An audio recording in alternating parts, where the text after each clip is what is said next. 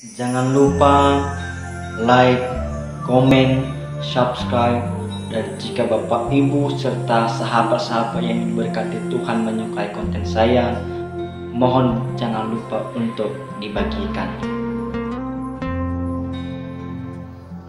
Salam Bapak Ibu dan sahabat-sahabat yang diberkati Tuhan. Pada kesempatan ini kita kembali berjumpa lagi dengan sharing kebenaran firman Tuhan. Bapak Ibu yang terkasih, sebelum kita merenungkan kebenaran firman Tuhan pada kesempatan ini, saya ajak kita untuk berdoa bersama-sama. Mari kita berdoa. Tuhan Yesus yang baik, kami bersyukur berkat setiamu dalam hidup kami. Sepanjang waktu yang telah kami lalui, Engkau senantiasa menyertai kami. Pada kesempatan ini Tuhan, kami akan mendengar kebenaran firman-Mu, dan biarlah firman-Mu menolong kami, menguatkan iman kami, dan memulihkan kami. Di dalam nama Yesus kami menyambut kebenaran firman-Mu. Haleluya. Amin. Bapak Ibu dan sahabat-sahabat yang berkati Tuhan, dimanapun kita berada pada kesempatan ini, mari kita buka Alkitab kita dari Yohanes pasal 5 ayat 1 sampai ke 18. Bapak Ibu yang terkasih, dari kitab ini ditulis oleh Yohanes dan diperkirakan penulisan kitab ini pada tahun 40 sampai 140 Masehi. Kitab ini Bapak Ibu yang terkasih berisikan tentang kisah Tuhan Yesus. Bapak Ibu yang terkasih, melalui teks ini saya akan memberikan tema pokok pemikiran kita pada kesempatan ini ialah mukjizat kedaulatan Tuhan. Mukjizat kedaulatan Tuhan. Bapak Ibu yang terkasih, kalau kita baca ayat pertama berkata, sesudah itu ada hari raya orang Yahudi dan Yesus berangkat ke Yerusalem.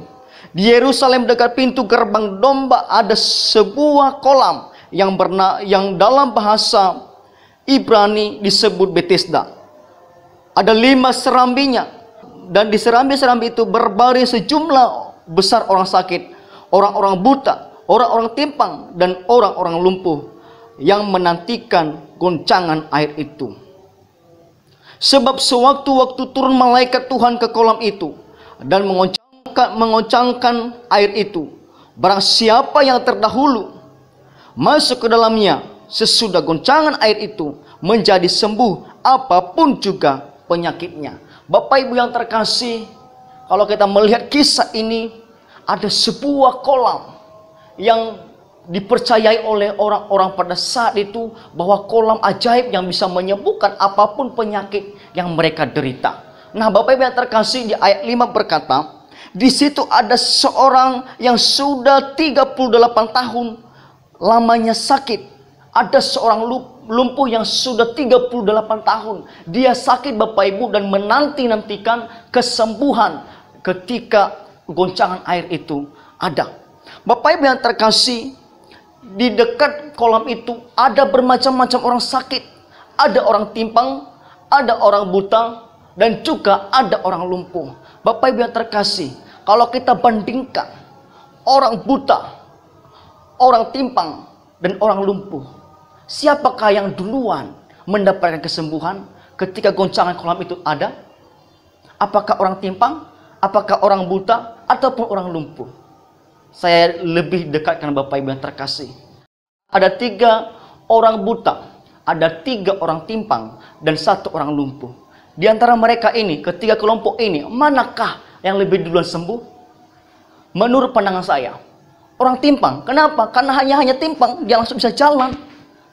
Karena dia sudah mengetahui apa tujuannya. Orang buta, dia bisa jalan walaupun dia tabrak sana sini, tetapi dia pasti cepat. Sementara orang lumpuh, dia tahu ada tujuan, dia tahu ada kesembuhan, tetapi dia tidak bisa bergerak, dia hanya ada di situ. Nah, saya rasa orang lumpuhlah yang paling susah untuk bisa disembuhkan pada saat itu. Dan ujung-ujungnya, dia hanya putus asa dan kecewa. Dia menyalahkan siapa? Bapak Ibu yang terkasih, ketika Yesus melihat orang itu berbaring lama dalam keadaan itu, berkatalah ia kepadanya, maukah engkau sembuh? Nah, ini adalah suatu pertanyaan yang luar biasa Bapak Ibu. Tetapi ini kalau kita pahami secara harfiah, pertanyaan ini adalah suatu pertanyaan yang konyol yang Tuhan sampaikan kepada orang lumpuh ini. Maukah engkau sembuh? Saya kasih ilustrasi Bapak Ibu. Bapak Ibu atau saya sakit, datang ke rumah sakit. Lalu dokter bertanya, maukah engkau sembuh? Tentu orang yang datang ke rumah sakit dengan keadaan fisik yang lemah, tentu tujuannya butuh kesembuhan. Tetapi lihat perkataan Yesus kepada orang lumpuh ini, maukah engkau sembuh? Bukankah pertanyaan yang sangat-sangat tidak logis? Tetapi kita bisa melihat apa tujuan Yesus menanyakan hal itu kepada orang lumpuh ini. Tujuan yang pertama, kenapa Tuhan Yesus menanyakan hal itu kepada orang lumpuh ini? Yang pertama ialah Yesus ingin mengalihkan perhatian orang lumpuh ini. Yang dulunya orang lumpuh ini hanya berfokus pada kesembuhan dari kolam itu. Dia berfokus, dia bertujuan pada kolam itu. Kita baca ayat 4 Bapak Ibu. Sebab sewaktu-waktu turun malaikat Tuhan. Sewaktu-waktu. Tidak tentu kapan kolam itu digoncangkan.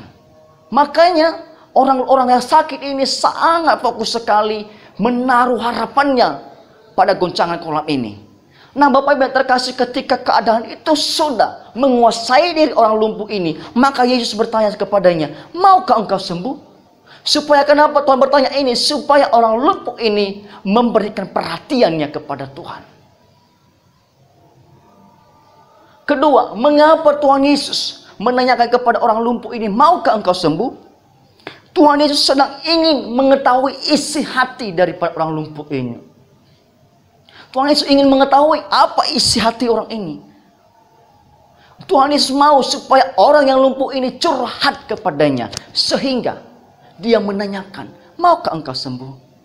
Ayat 7 berkata, jawab orang sakit itu kepadanya, Tuhan, tidak ada orang yang menurunkan aku ke dalam kolam itu apabila airnya mulai goncang. Dan sementara aku menuju ke kolam itu, orang lain sudah mendahului aku. Nah di sini kita melihat bahwa orang buta ini dia keluarkan apa yang menjadi isi hatinya kepada Tuhan.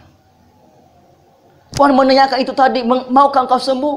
Kenapa? Supaya Tuhan mengetahui isi hati orang ini. Dan orang ini juga seakan-akan lepas dari apa yang dia gumulkan saat itu.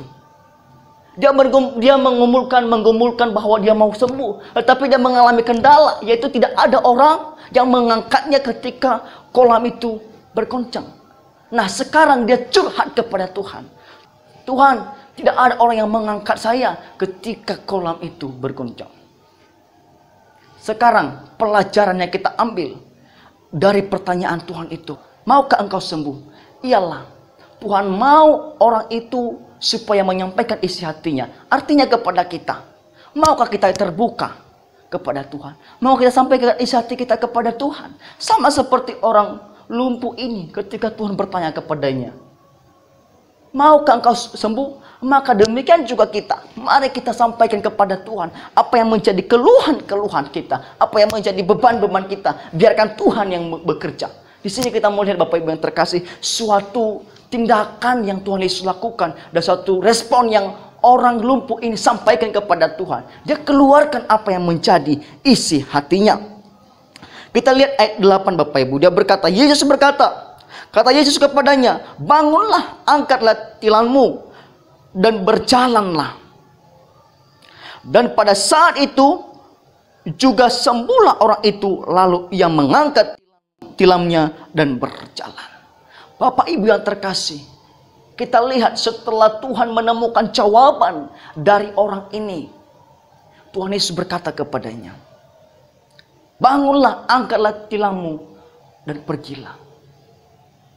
Inilah suatu jawaban yang Tuhan berikan kepada kita, kepada orang lumpuh ini ketika dia membuka hatinya kepada Tuhan, mau menyampaikan isi keluhannya, apa yang menjadi pergumulannya kepada Tuhan. Tuhan memberikan jawaban kepadanya. Tuhan memberikan apa yang ia gumuli pada saat ini. Kita lihat bahwa pada saat itu orang lumpuh ini hanya berfokus pada kesembuhannya, sehingga dia tidak mengerti siapa yang sedang ngomong samanya, siapa yang sedang bertanya kepadanya. Tetapi dia hanya fokus pada kesembuhannya. Ayat ke-9 berkata, ayat ke-10 berkata, karena itu orang-orang Yahudi berkata kepada orang yang baru sembuh itu, hari ini hari Sabat dan tidak boleh engkau memikul tilangmu. Bapak Ibu yang terkasih, kita lihat di sini ada orang-orang yang sudah kenal dengan agama, yang cinta agama. Bukannya mereka bersyukur, kamu udah sembuh, puji Tuhan, kamu sudah dipulihkan Tuhan, puji Tuhan. Kita lihat orang-orang ini bukan seperti itu respon mereka, malah mereka mengatakan, kenapa engkau angkat tilangmu? Mereka bukan bersyukur, tetapi seakan-akan marah kepada orang yang sudah disembuhkan ini. Inilah cinta-cinta agama, Bapak Ibu. Bukan malah bersyukur karena orang itu sudah sembuh, disembuhkan oleh Tuhan, tetapi marah. Kenapa kamu angkat tilangmu? Ayat ke-11 berkata, akan tetapi yang menjawab mereka, orang yang telah menyembuhkan aku, dia yang mengatakan kepadaku, angkatlah tilangmu dan berjalanlah. Bapak Ibu yang terkasih, kita melihat di sini orang yang disembuhkan oleh Tuhan ini tidak punya iman dan tidak mengenal Allah. Dia tidak mengenal Yesus. Kenapa saya bilang dia tidak mengenal Yesus? Di sini ketika orang-orang menanyakan kepadanya, kenapa kamu angkat tilangmu? Siapa yang menyuruhmu? Dia berkata, orang yang telah menyembuhkan aku, dia yang menyuruh aku angkat tilangmu. Kita bisa melihat di sini, Bapak Ibu, orang yang sudah disembuhkan dari lumpuhnya, dia tidak mengenal Tuhan. Lalu kita bisa lihat lagi bahwa orang ini disembuhkan bukan karena imannya, tetapi karena belas kasihan Tuhan. Hati Tuhan tergerak.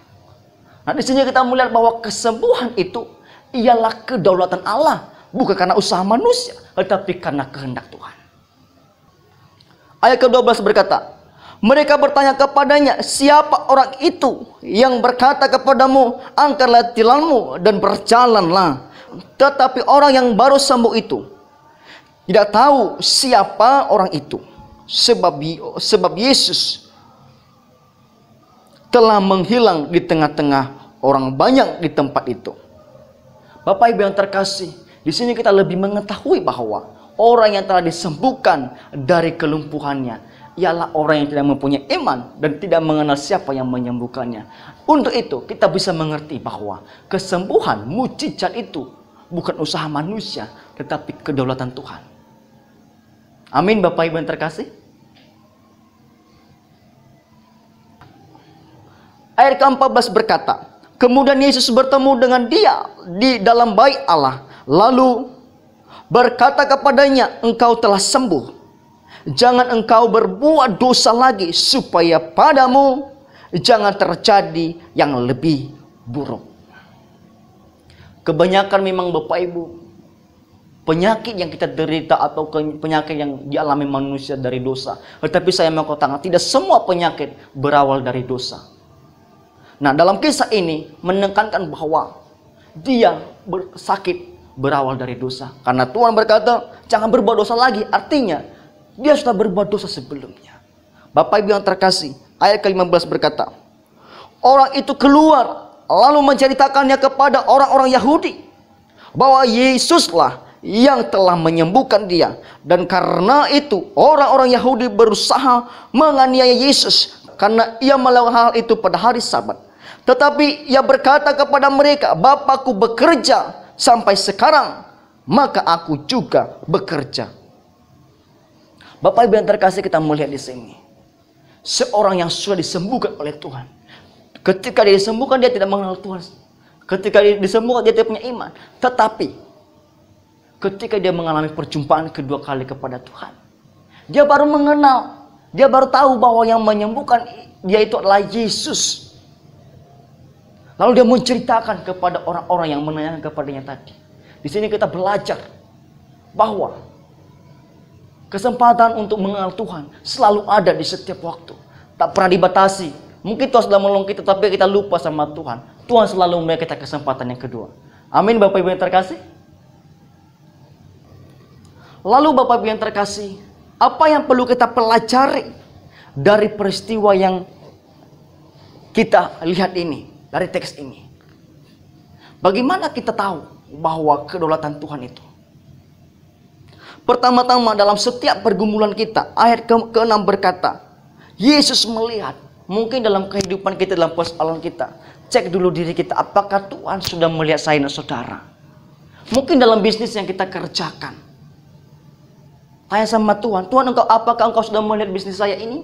Mungkin dalam kebangkrutan, ataupun dalam rumah tangga kita sedang cekcok. Tanya, apakah Tuhan sudah melihat masalah saya ini? Orang lumpuh ini sembuh karena Tuhan telah melihatnya. Jadi dalam pergumulan kita, dalam kehidupan kita, kita usahakan Tuhan melihat kita. Amin Bapak Ibu yang terkasih. Kita usahakan kita ada di jalannya Tuhan. Kita usahakan kita ada di jalannya Tuhan supaya Tuhan dapat melihat kita.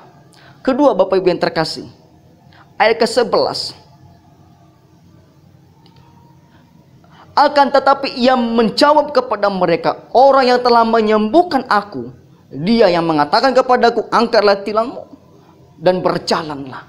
Poin yang kedua yang perlu kita pelajari, jangan pernah tolak apa yang Tuhan inginkan. Amin. Jangan pernah tolak. Kalau Tuhan mengajak Bapak Ibu, datanglah beribadah, bukalah hatimu kepadanya. Jangan tolak, karena itu adalah sesuatu kesempatan yang perlu kita ambil, yang perlu kita kejar. Sama seperti orang lumpuh ini Bapak Ibu yang terkasih. Ketika Tuhan berkata kepadanya, pergilah, angkatlah tilangmu, dia langsung ikuti. Bapak Ibu yang terkasih, pada kesempatan ini, dua hal yang perlu kita pelajari dari kisah orang lumpuh ini. Bahwa lihat diri kita, apakah kita sudah di jalannya Tuhan, supaya Tuhan dapat melihat kita. Dan kedua, Bapak Ibu yang terkasih, kita jangan menolak apa yang Tuhan inginkan dalam hidup kita. Kalau Tuhan ingin kita supaya kita ada di jalannya, mari kita ikuti. Mungkin dalam penyakit kita, Tuhan mengizinkan penyakit kita supaya kita lebih dekat kepadanya. Sama seperti Paulus berkata, dia sudah berdoa 3 kali kepada Tuhan, tetapi Tuhan tetap menjawab.